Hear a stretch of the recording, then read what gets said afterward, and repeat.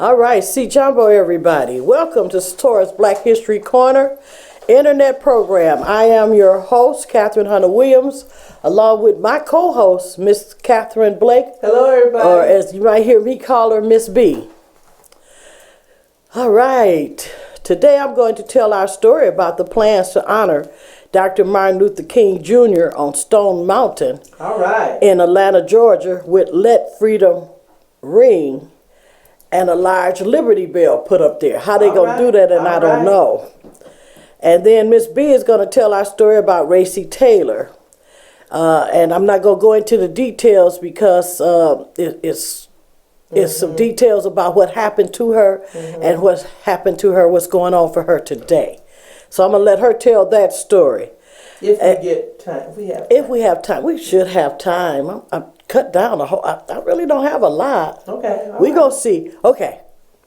If we have time, then we'll tell our story about Miss Recy Taylor. Okay. I also want you to know who will be on the Black Heritage Stamp for 2016.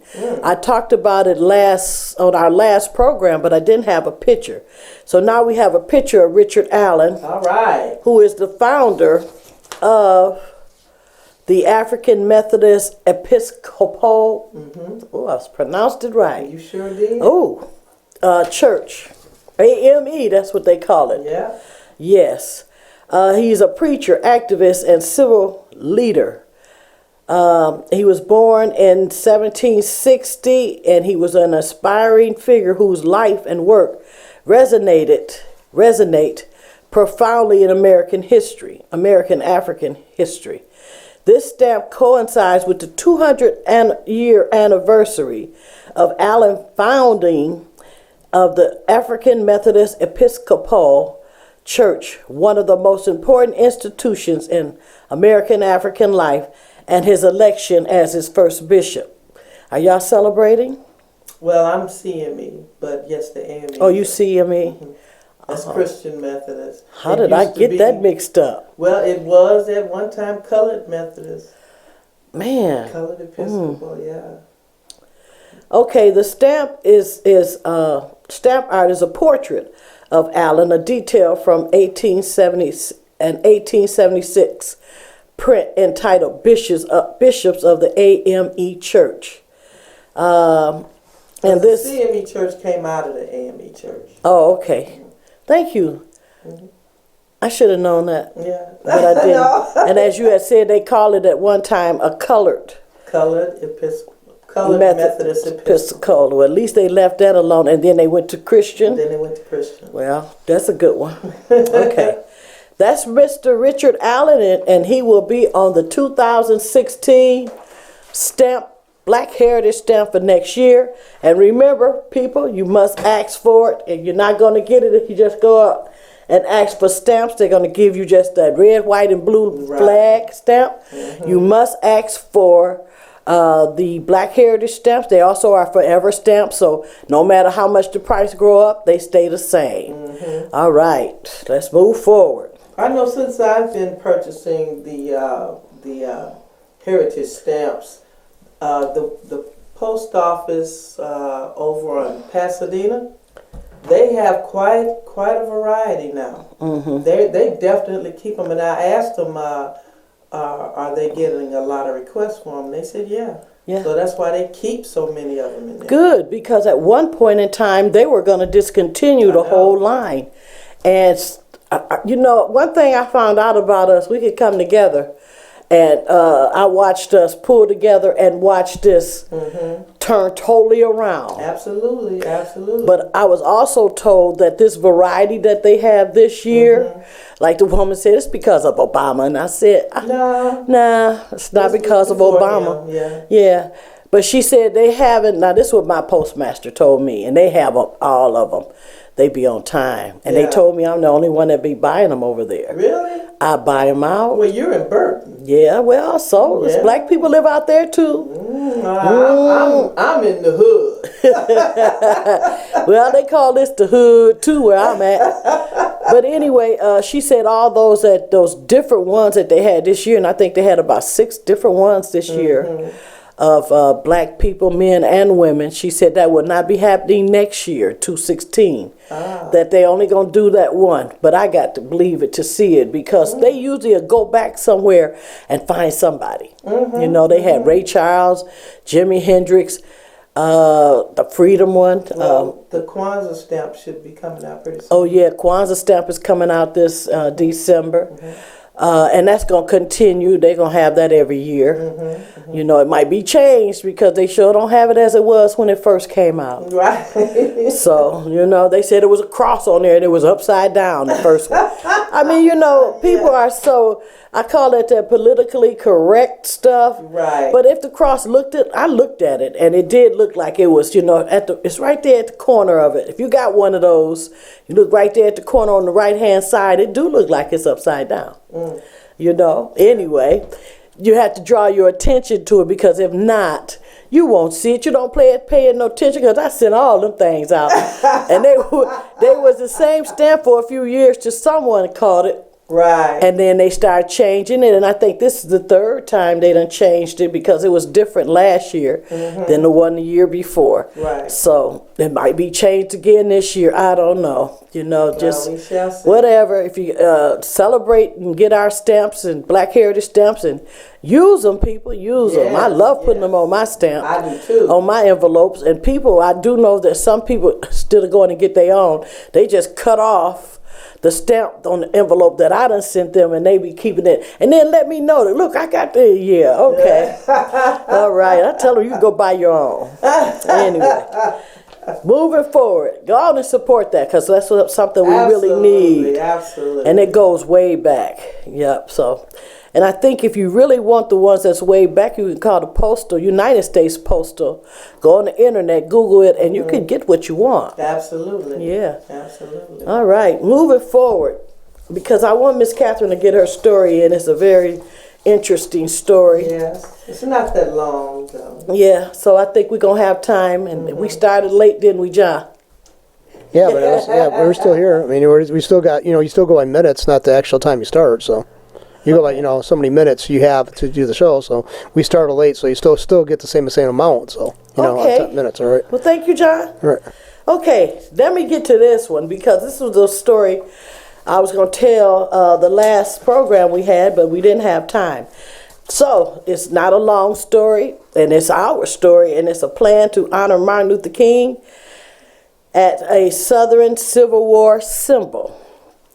The idea is to fuse with a simple poetry. A bell would be placed atop Stone Mountain, people. Wow. The massive granite outcropping east of Atlanta, invoked by Reverend Dr. Martin Luther King Jr. in I Have a Dream speech. And let me kind of read that to you. Some of it, where is I do with it? Right here, thank you. And then we'll continue on. And I'm just going to read some of it. It's Martin Luther King Jr. 1962 speech. And he delivered it on August 28th, 1963, in which he calls for an end to racism in the United States. And he delivered it to over 250,000 civil rights supporters from the steps of the Lincoln Memorial during the March on Washington. The speech was a defining moment of the American Civil Rights Movement. And I'm just going to give you just a little bit of it, because I know you have heard this a lot. And this part here, it says, "And I say to you today, my friends, let freedom ring. From the prejudiced hilltops," I hope I pronounced that right, "of New Hampshire, let freedom ring. From the mighty mountains of New York, let freedom ring. From the mighty Alleghenies of Pennsylvania, let freedom ring. From the snow-capped Rockies of Colorado, let freedom ring. From the curvaceous slopes of California. But not only there, let freedom ring from the Stone Mountain of Georgia. Let freedom ring from Lookout Mountain in Tennessee. Let freedom ring from every hill and molehill in Mississippi. Molehill in Mississippi. He got that. Mississippi was a monster. From every mountain, let freedom ring. And when this happened, when we allow freedom to ring, when we let it ring from every village and hamlet, from every state and every city, we will be able to speed up that day when all of God's children, black men and white men, Jews and Gentiles, Protestants or Protestants, and Catholics will be able to join hands and sing in the word of that old Negro spiritual, free at last, free at last. Thank God Almighty, we're free at last. All right. This is where this came from, the beginning, just from that part of I Have a Dream speech. And as you see what I said about Let It Ring from Stone Mountain of Georgia. Okay. One of the places from which, I just said that. Well, let me say it again. Stone Mountain, one of the places from which, as Dr. King imagined, a nation no longer divided by racism might let freedom ring. I think I connected that right. That's what Jew, black, white. Yeah, that connects with that. I wonder will they put a marker with those words on it by the bell? Yeah. Oh, okay. From what I'm seeing. They're going to have the entire speech, and the speech is not that long. Ah. Yeah. Wonderful. From what I see, it's not that long. Okay. Right, I know. But this Freedom Bell proposal, unveiled this month, and I got this, I think, last month, by a state government authority as a tribute to the civil rights leader, has become mired in complications, which we know. Anytime you say anything about removing any symbols of racism, it's going to be controversy and it's going to be some complications. The latest skirmish over Southern symbols propped by the racially motivated massacre of 9 black churchgoers this summer in Charlottesville, South Carolina. So, it's still moving forward. Opposition came quickly and perhaps expectantly from the Georgia division of the Sons of Confederate Veterans. They also have the Daughters of Confederate Veterans, who said that the mountain, which is adorned with a huge carving, John, can you put that mountain up? It's up. Okay. It's been up. It is? Yeah, it's been up. Yeah, it's on the pictures. Yep. Oh, did you have Martin up there too? Yep. Oh, thank you. I have a bell on there somewhere, but that's okay. We're going to leave that alone. Let me see. A huge carving depicting Confederate heroes is classified as a Confederate memorial by state statutes. Am I pronouncing that state statutes? Statutes. The erection of the mountain to anyone other than Confederate heroes in Stone Mountain Park, the group said in a written statement, it is in contradistinction to the purpose for which the park exists and would make a memorial to something different. Well, it could be, let me hush. Perhaps more surprisingly, civil rights group, including 2 local branches of the NAACP and the Southern Christian Leadership Conference, are also opposed. Oh. Largely because of the carving. On the carving is pictures of Robert E. Lee, Stonewall Jackson, and Jefferson Davis etched into the mountain's northern face. A display that's larger than Mount Rushmore. Really? Would remain. So I guess having the bell there, I mean, it's all about how large you're going to have that bell. Because it's all about a bell. It's about them putting this bell up. And they're going to have this bell, and they're going to have it, where they're going to put it, I'm not sure, but there is a lot of controversy that's going on about this here. As I stated, that, well, like I said, the NAACP has an issue with it, and I just done lost it. 2 local branches of the NAACP and the Southern Christian Leadership Conference are also opposed, largely because of the carving. So I'm not sure what that means. Or do they want to keep it there or what? Maybe you can find out some information about it and let us know at the next program. If we don't forget. Well, I would think that probably part of their reasoning is that, like you said, what size would the bell be? What significance will the bell, Liberty Bell, have there for the Confederate? Have both of them there as a symbol of... They could have both of them there. They could put they can have the stone mountain. They can have the carvings. But it says it's larger than Mount Rushmore. You know, It's huge. that means it's huge. Yeah. So are they gonna have a huge bell? No. I don't know. Like this said, it's a plan.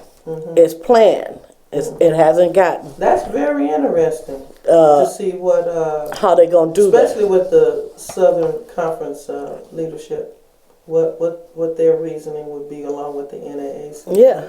Yeah. And there's no very more interesting. explanation to it. It just says Charles Steele Jr., the chief executive of the SCLC, a group that Dr. King helped found, said the proper solution would be to remove the carving Oh, altogether. they're not going to do that. Take this sucker down. That's They're what not he gonna do that. said. You forget that. No, they're not going to do it. And anyway, let's go a little bit more.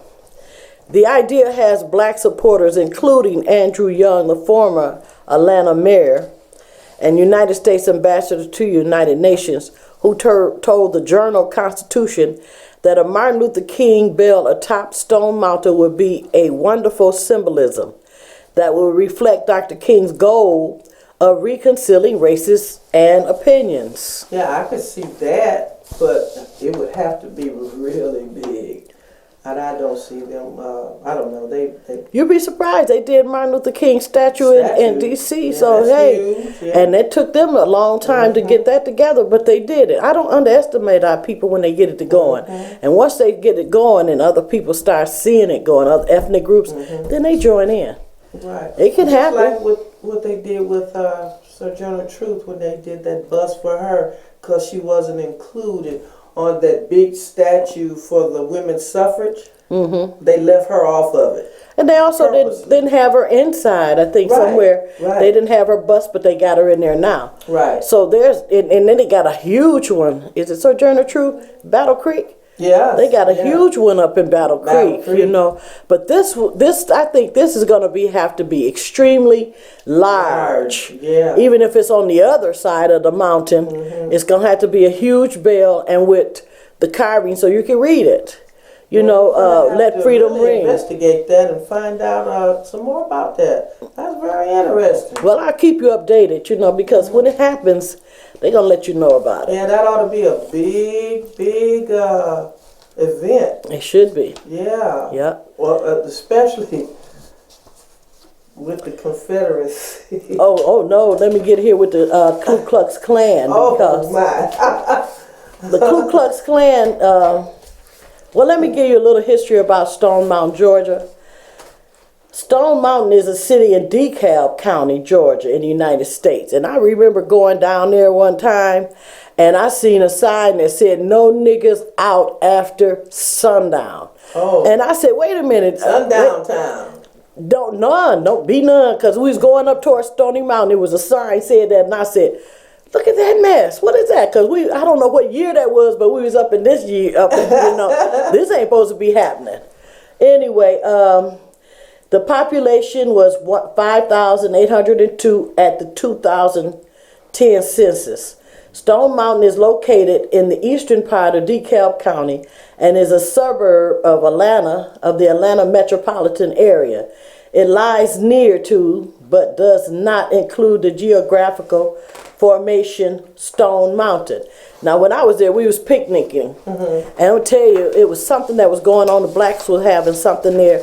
Helicopters flying all over. It was crazy. It was absolutely crazy down there, but it was going on.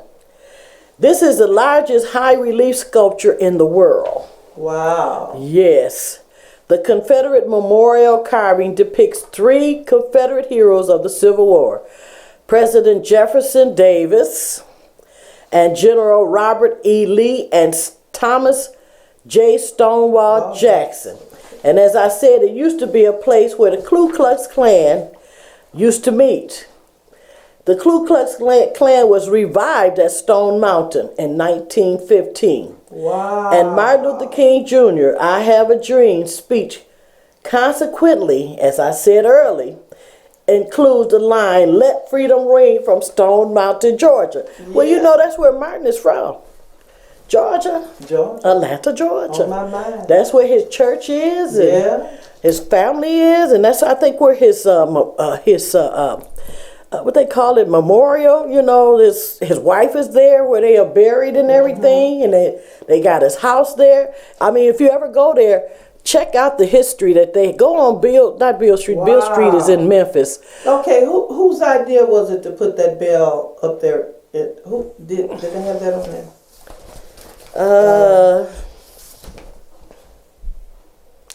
It doesn't say whose idea it is. Right here, what does it say? Ideas.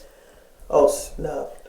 It's with simple poetry. It doesn't say who it is, and then it might be. I could maybe after reading a little bit. I'll look that up because I like to know whose idea it was and what was he trying to do, because that sounds like something that would be very hard to do. It might take years to do. I don't think so. It can be done. They took down the Confederate flag in Charleston, South Carolina. Yeah. Not Charleston, but in their state capital. No, and it didn't take them a long time to do it. I mean, it's just about getting the money together and getting it on and doing it. Getting it done. I'm still trying to see. Would that be carved? That would be carved in the mountain? I don't know how they would do it. I mean, I would make a bell. That's what I would do, have a large bell, put it up there, and then in stone carve his speech. That's how I would do it. I don't think that it might be another granite side on there. I have no idea. Mm-hmm. I'm just saying it's a plan. Mm-hmm. Okay, and who started this plan, I don't know. This was in the New York Times. Mm-hmm. And I was just seeing, I said, wow, that'd be interesting. It says Martin Luther King's birthday is coming up in January. Stone Mountain, Georgia. Yeah. Wow. But like I said, there was some grumbling at the park Monday afternoon. A white woman visiting from Virginia who was shooting photographs of the carving and declined to give her name said that she opposed to any change in the park. She said, "I'm not a racist, but I think it's ridiculous." Oh. Several American Africans at the park said they agreed with Mr. Young, Andrew Young, and what he said. Shannon Murray, 39, said the King's tribute would be a fair addition to the mountain. That way, I think they'd be representing all of our history, she said. Miss Murray had just came from a gift shop where she had brought her daughter a commemorative T-shirt, the kind, she said, without Confederates on it. Mm. And this is written by Elaine Delacroix.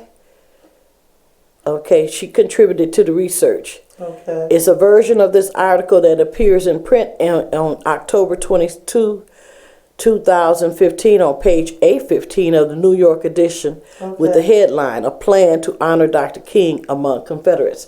So you might could look it up through that and find up, and we're going to keep you updated, and I hope we have a little bit more information about this. But that's our story right there about Stone Mountain. And one other thing, too, I'd be interested in finding out also if the Native Americans, what would be their input on it? Because you know how Mount Rushmore, how they protested that. And didn't put usually when this is done throughout history. When we get involved in something, you better believe it's going to be some people on the coattails. Mm-hmm. You know, that'll say, well, we're doing civil rights, but it was our coattails that did start, not coattails, but started civil rights for us to have freedom to do different things, and then there's other people that came on the coattails. Right.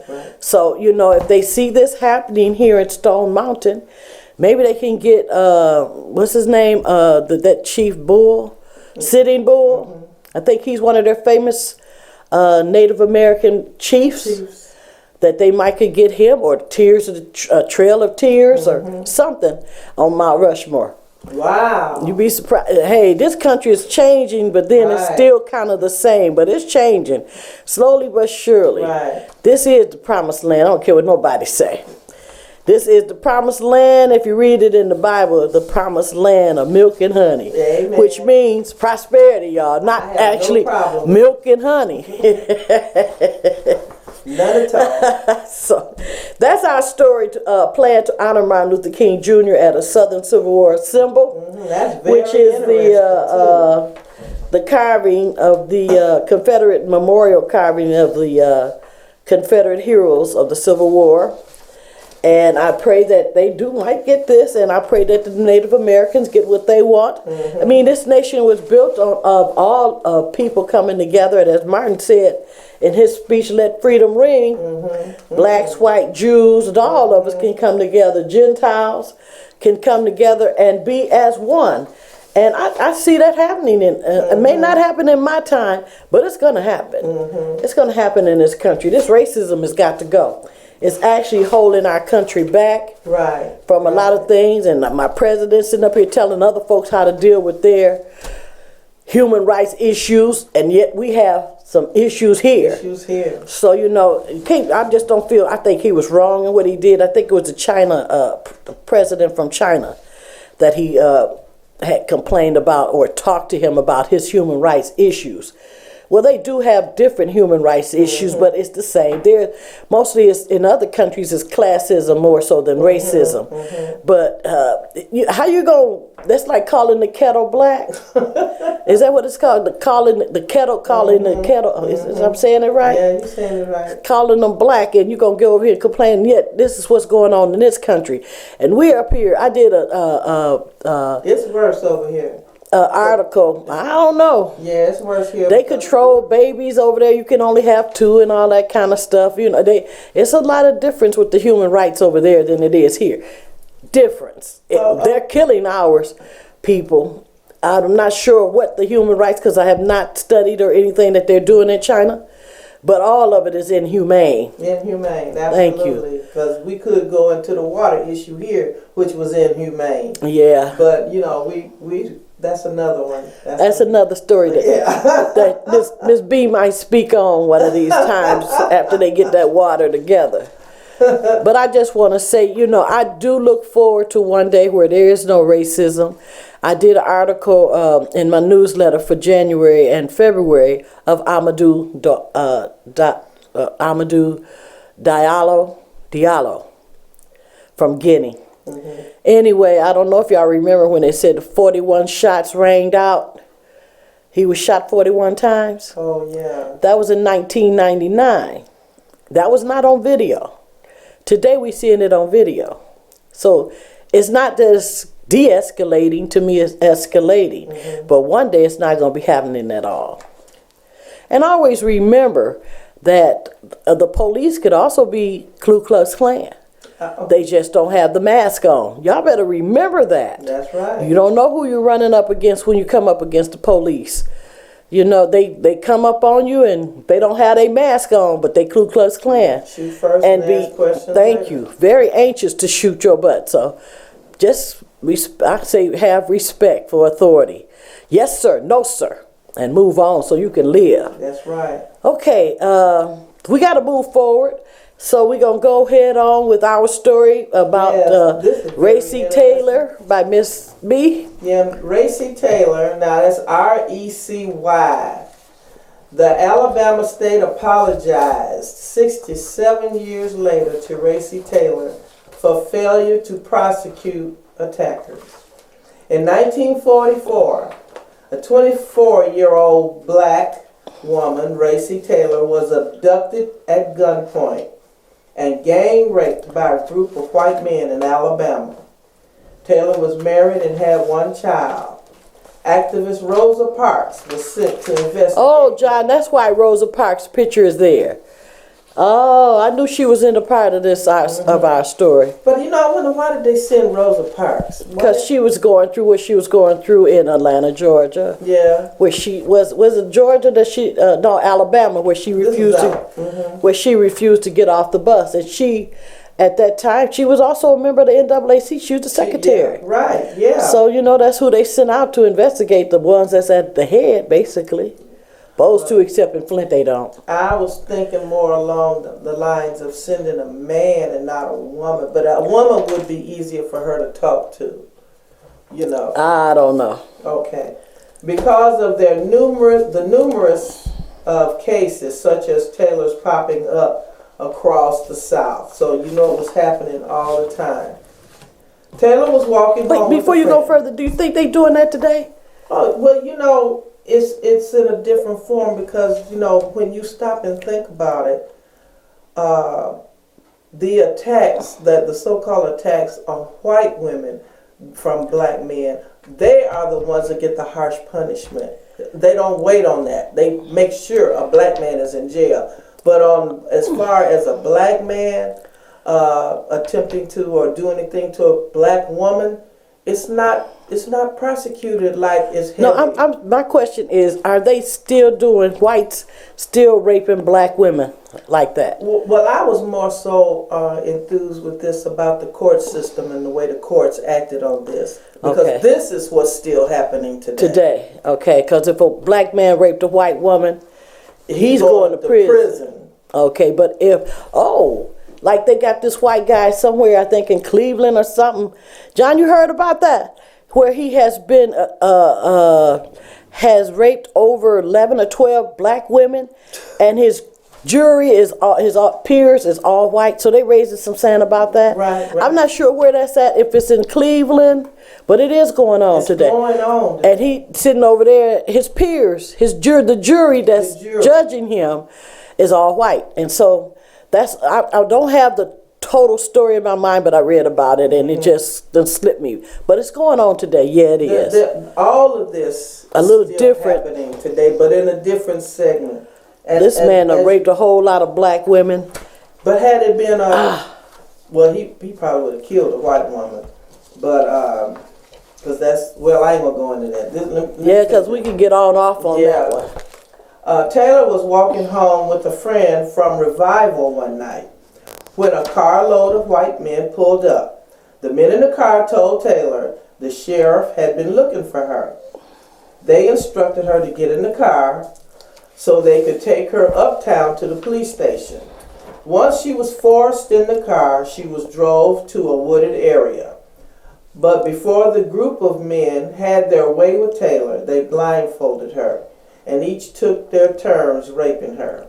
She was raped at least 6 times, and when they finished, they dropped her off on the highway and just left her there. Taylor managed to find the strength to walk home. Later that evening, she, along with her father, met with the local sheriff who had been out looking for Taylor. She later told the details of the assault to her husband and the rest of her family. A few days later, word got to Montgomery NAACP chapter, and they sent Rosa Parks to investigate. The sheriff took 2 white boys to Taylor's house and questioned if she recognized them as being in the car. Taylor identified them as being 2 boys of the boys in the car. The sheriff recognized the boys as being his friend's son and neighbor's son. So the sheriff never really pursued the incident any further. Although he put up a farce. Saying where it's not what you know, it's who you know? Although he put up a farce as to pretending as if an investigation would be conducted, the case later prompted a major campaign around the country. Parks took the case back to Montgomery, where a defense for Taylor began with the assistance of E.D. Nixon, Rufus A. Lewis, and E.G. Jackson, all who were prominent leaders in Montgomery community. The trial began on October 3rd. Now, okay, you ready? And the jury was all white male. Yeah, kind of like what I'm talking about that's happening today. I'm not sure if it's in Cleveland or it's not Chicago, but it's somewhere in that area. And John might could find it on the internet. I don't know. Anyway. The assailants accused of the crime had not been arrested. The only witness for Taylor were her friends and family members. Since the sheriff never arranged a police lineup, none of the attackers could be identified in court. So the jury dismissed the case within 5 minutes of deliberation. Oh, Jesus. It would take going to the grand jury for the case to be reopened. After the trial, Taylor received numerous threats, and their home was firebombed by white supremacists. The Taylors then moved in with her parents and siblings for protection. Taylor's family thought their life was condemned to living in fear for the rest of their life. But with the help of the NAACP and other organizations throughout Montgomery, they all came together to defend Taylor and demand punishment for her attackers and for her family's safety. The second trial of Taylor ended pretty much the same way. 2 trials? Yes, ma'am. The all-white male jury refused an indictment. Even though the outcome of the case was not good for Taylor, okay, you ready? The case was a major victory for the formation of the civil rights movement. I'm going to say that again. Even though the outcome of the case was not good for Taylor, the case was a major victory for the formation of the civil rights movement because of the successful mobilization of activists across the nation. And that's what they're doing all the time now. Mm-hmm. The Recy Taylor case was one of the building blocks of the Montgomery bus boycott a decade earlier. In 2011, this is 2015, the Alabama House of Representatives apologized to Taylor on behalf of the state for its failure to prosecute her attackers. State Representative Dexter Grimsley, along with Abigail Mayor Ryan Blacklock, and Henry County Probate Judge Joanne Smith, also apologized to Taylor for her treatment. And there is another picture of her because she is elderly. Where she's older. Yes. John says up. But it's just, her and her family. And I'm looking at the picture of her and her husband. Mm-hmm. And I mean, you know, they just went through some hell. Well, in the some pure D hell. Home bomb. Mm-hmm.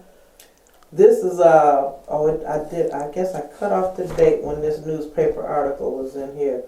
It says, Montgomery, Alabama, nigga, ain't $600 enough or raping your wife? Yeah, that's what they offered her. Mm-hmm. Offered him. Mm-hmm. So, you know, it just had to have been deadly. It would have probably scared the poot out of us. Mm-hmm. You know, you and me and my husband, and they bombed our house and we had to move in with other family members, but this made the newspaper, what you just read about. Yes, ma'am. This was ain't $600 enough for raping your wife. They offered him $600. That is not enough for what they did to this woman. Ooh. And then they wanted to say his name is Willie Lee Taylor, her husband. Considered it. I mean, you know, this story here. Can you read a little bit more of it, Catherine? Can you make it see yours a little bit better? It says he talked to White Marvin, who wanted him to forget prosecuting the 6 white men who raped and ruptured. They ruptured her. She was raped by several of them. Yeah. Jesus Christ. Phew. It's hard to read this article, but it's a very interesting article, and just the way they put it in the paper. Victim of white Alabama rapist. You know, I mean, Jesus Christ. Lord have mercy. Hallelujah. I mean, but that's one of the that was something that mobilization, bringing that civil rights movement on, mobilization. And this happened in Alabama, and that, you know, that's also started where Rosa Parks, yeah. The article, if you wish I could find that somewhere, blow it up. Right. And read it the way they had it in there. You know, nigga ain't $600 enough for raping your wife. Give me a break. And the travesty of going to court looking for justice, that is happening today. That is happening today. Yeah. Killing our young black men, shoot first, ask questions later, and then go to court for it, and nothing happens. Nothing. To a lot of them, they get acquitted. But anyway, yeah, we got to move forward. Life goes on. Yeah, that's what they tell me. But change will come. Get that Liberty Bell. Life can go on, but it didn't happen to you. It's easy for a person to say, well, life goes on, but it didn't happen to you. So sometimes you can get kind of stuck in something. That's right. Try not to get stuck. Because as they say, life does go on, but actually whatever it was that they talking to you about, because it happens to me, about me and my daughter, it's things that happen with her that reminds me of things, you know. So I was telling somebody about it the other day, and life goes on. Yeah, but you ain't lost a child, so don't come talking to me about this. I know life goes on, but I'm not going to do this. So, you know, it was something they wanted me to do, and I wasn't going to do it for them. Let's move forward. Well, this brings me to the group now, Black Lives Matter. Black lives do matter. And black lives have not mattered for so long.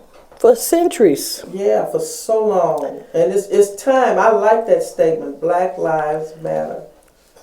Now, the next one I'm going to talk about is going to really be a little bit horrific, but it's going to be something really good. Well, we have to, you know, on this program, we talk about the good. And the bad. The bad. And the ugly. And the ugly. And the real. Because we want you to know the truth of our story. We didn't come on here just to play little games and stuff and, you know, be politically correct. And we've been talking a lot of good stuff. Yeah, we do. We have some great things that we come on here and talk about what our people have done in this country and also around the world. But, you know, we still have to come with that. Yeah. Because I have been building this story about blacks owning slaves, you know, and I'm gonna get that, and it's gonna come. I'm gonna have it on here when I get it totally finished, because I got pictures of these blacks that owned slaves. Someone was their own family members, and they owned them, you know. So it's the good, the bad, and the ugly, and we just want to tell our story. And I just want to say thank you, John, one more time for letting us do this, to tell our story and tell the truth of our story. And why we call it our story, because his story has been whitewashed so badly. So we'll be ready when you come back on for the next program. Okay. All right. All right, that's our story about Freedom Bell in honor of Martin Luther King being put up on Stone Mountain, along with the carvings of the horse-mounted Confederates. Amen. Richard Allen, Black Heritage Stamp, and Miss Recy Taylor.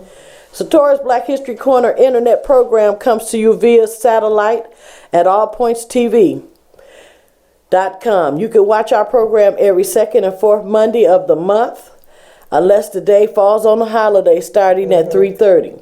Also, be sure to watch what's going on with political pundit Dr. George Moss every Monday at 2 p.m. And I want to comment, Miss Dr. Moss, on that last commit study group that we had.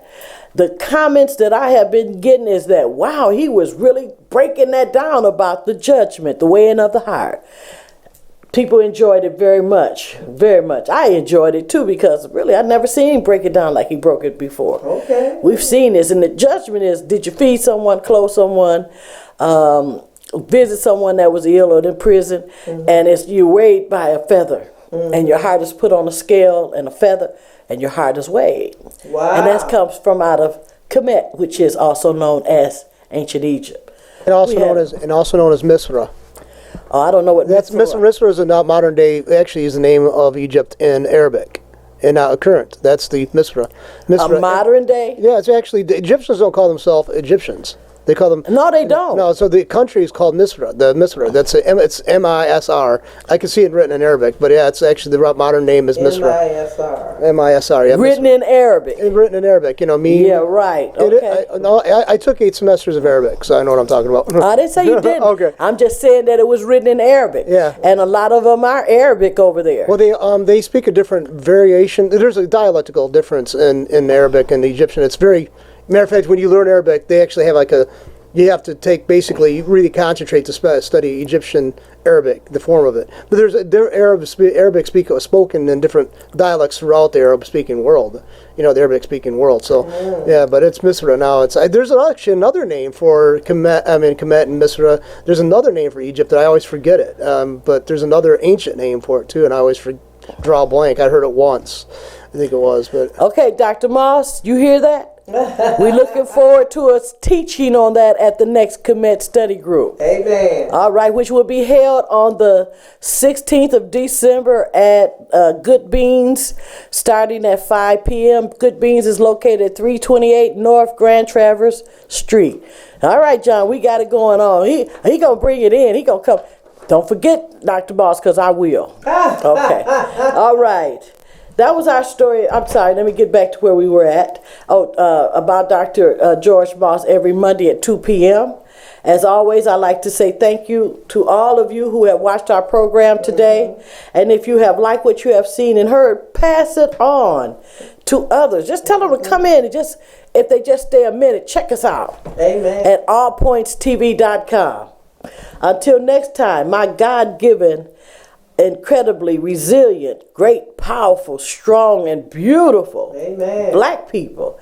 Keep on standing and be sure to keep on keeping on with us, and wishing you all a blessed, enjoyable, and happy Thanksgiving. Amani, which means peace. Mwah.